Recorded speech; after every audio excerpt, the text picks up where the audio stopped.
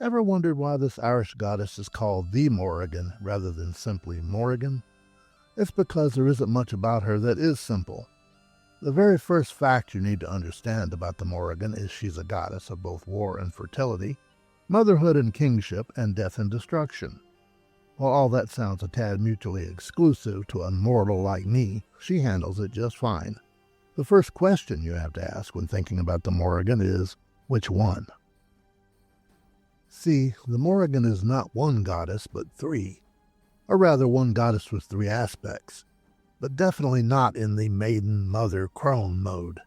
More like in the kingship and motherhood mode, the death and destruction mode, and the battle frenzy and battle fury mode. And when in the aspect of kingship and motherhood, she's called Macha, and her image is that of a powerful warrior queen. In the death and destruction aspect, she's known as Vav, and her image is the raven. When she's in the battle frenzy, battle fury aspect, she's known as, well, there's some question about that.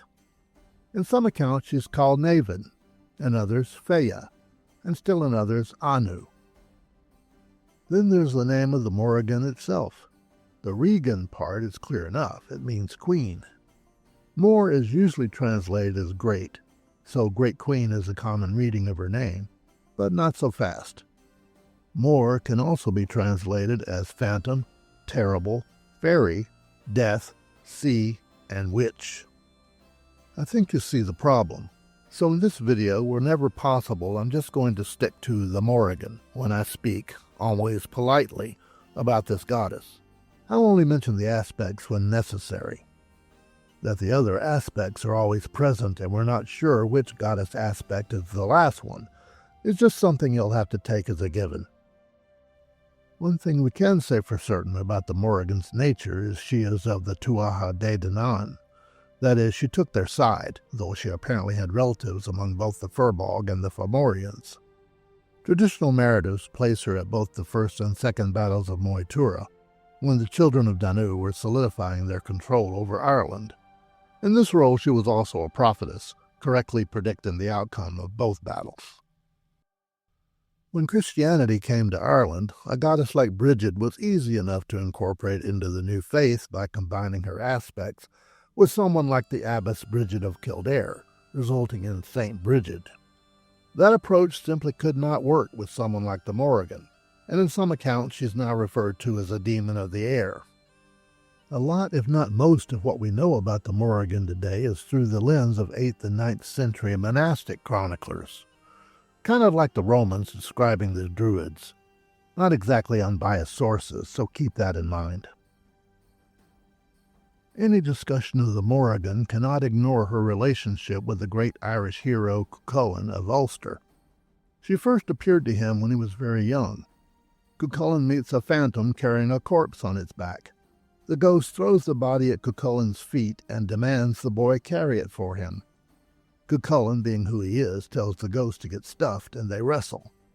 When the ghost throws Cuchulainn to the ground, the Morrigan appears in her Vav aspect and mocks him for letting a ghost throw him. Oddly enough, such mockery wasn't just intended to humiliate the boy. It was designed to encourage him as a warrior and do better.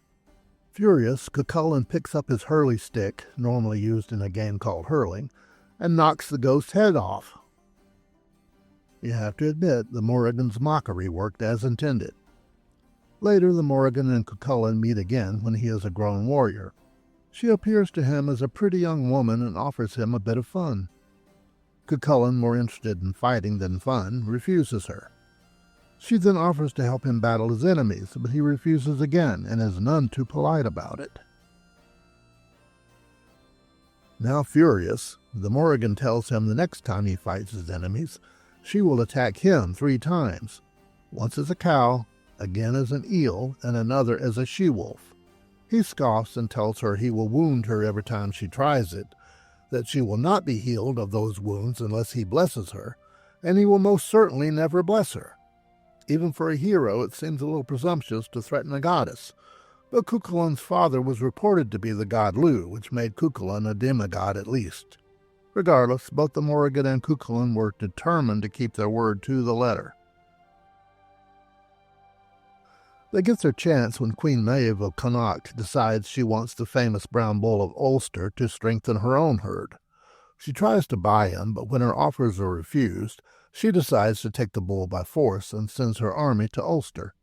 Worse, long before then the men of Ulster had been cursed by the Macha aspect of the Mórrígan, so that when they were most needed for battle, they would be at their weakest.